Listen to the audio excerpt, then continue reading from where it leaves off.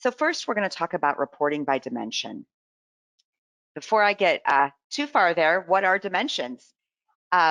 Dimensions are a way for us to segment our GL and our financial reports and all other reports without having a cumbersome chart of accounts. So it's very easy to maintain dimensions. You can add them and remove them quite quickly. You don't have a lot of clutter in your chart of accounts. And you can run any report by any combination of dimensions. Oops, excuse me. Some examples of dimensions you might use would be department, product line, customer type, region, and salesperson. So with dimensions, you could get an income statement or an analysis report by any combination of dimensions. Suddenly you're able to slice and dice your data all kinds of ways. So let's go ahead and hop in the software and take a look at this. I'm going to first show you our chart of accounts and how simple the one I use is. I'm going to open the chart of accounts, and you'll see we just have a basic 5-digit code for each of our accounts. We don't have a dash with a sub account for a division or a department, etc. We can have a very easy chart of accounts. So now I'm going to go into the dimensions options. These are the different dimensions I have set up in my company. You'll see I've got brand, country, customer group, department, license type, product line, etc. Country might not be that relevant in our space. That's some sample data. If I go ahead and open brand and look at the different values, you can see that I have 4 different brands. I didn't get creative in their naming. In product line, we have some different product lines that we've set up that we can then assign to our items. I've also got customer group. So as you can see, this is real simple, real world terms. We don't have to have complicated terms. If we want to add a new group of customers, we can simply add it here, and that dimension is now ready for us to start using. If we decide we no longer want to sell, for example, to private label, we can block that dimension and we'll no longer be using it in our transactions, but it's always there for us to report on. So once I've set up my dimensions, I can then assign defaults to my customers and my items.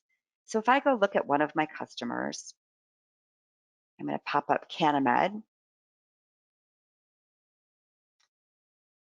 and I can go under their dimension options, customer dimensions, and here you'll see that I've assigned them to the customer group wholesale, the salesperson AG, and a certain territory. So every time this customer purchases from us, these dimensions are going to flow through to our GL. So suddenly I'll be able to run a report and pivot it based on maybe what customer group and what product line they've purchased.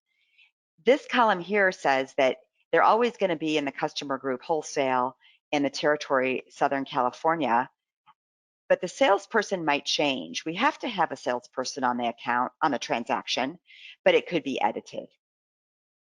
I can do the same thing on our items. If I hop into one of our, go into our item list and pop up one of the items that we sell. I'll pop up our gummies.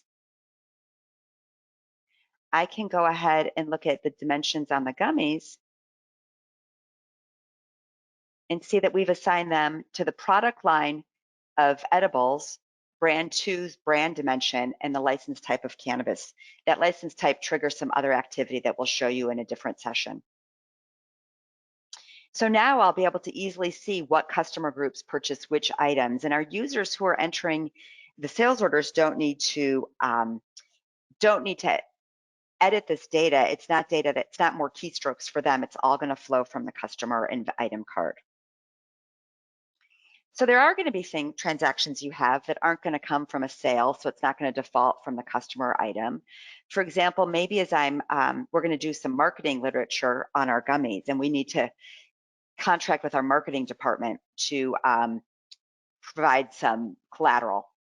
So I'm going to go ahead and I've received an invoice from my marketing department, Marketing Works, and here we'll see that they chose. Let's say, we did marketing research, let's say, on the gummies. So we've created an invoice here for marketing research is our GL account. But then I've been able to code this to my different dimensions. So I've coded this invoice to marketing for edibles and brand 2. So again, now this will flow through to my GL when I post this invoice. When I look at GL account 62100, we'll have these different codes. So suddenly we could run, show me all of my marketing expenses for edibles or for brand 2. I could even run a P&L and I'll see the marketing expenses, the trade show expenses, and everything relative to the sales. Finally, when we get into our financial reports, we can also run those by any combination of dimensions. In Business Central, we call our financial reports account schedule.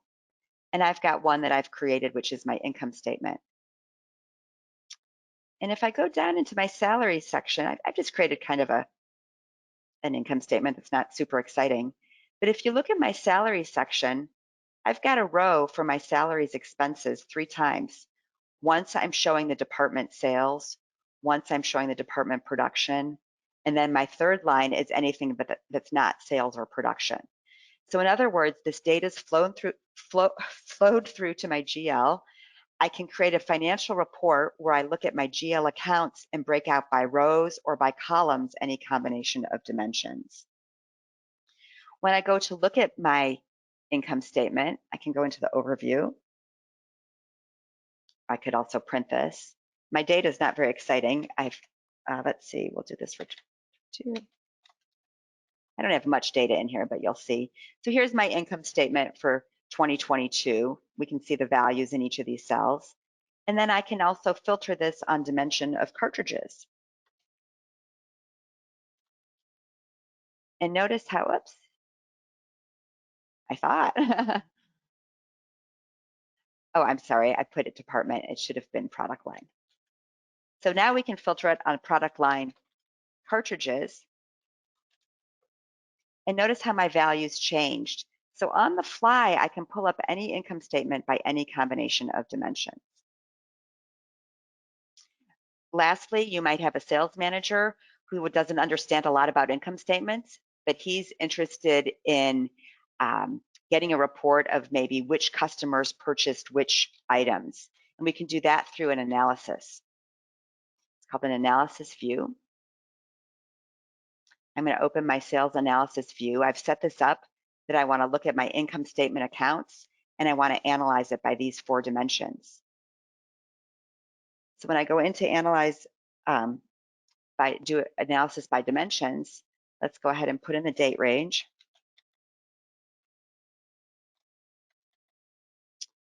And look at it, for example, by product line. And we could have our customer groups across the top. And look at our matrix. So now we can see revenue by product line, by customer group, and we can even drill into this data to see the transactions. Again, I don't have very exciting data in here, but we could break it out by any combination. So that's a little bit about dimensions. Jennifer, do you have anything to add where you've seen customers use dimensions effectively? A lot of times what I'll see specifically, it definitely depends on what aspect of the cannabis industry they're in, but a lot of times looking at the different product types or brands, a lot of times people really want to be able to look at their revenue and their costs by brand for specific and use dimensions for that, or even their different product types. So, we kind of had a product line dimension there, and that might be somewhat equivalent. But let's say you produce vape cartridges and you also produce extracts, things like shatter and things like that. So then we can segment that and be able to look at how we're doing in each of these various product areas. Really, we can slice and dice our data any way we want to. There's lots of possible options, and I've seen people really do some unique and interesting things with dimensions, and it really can take us beyond even what we typically see in QuickBooks segmented accounts into something that really becomes a lot more 3-dimensional than that, which I think is very cool.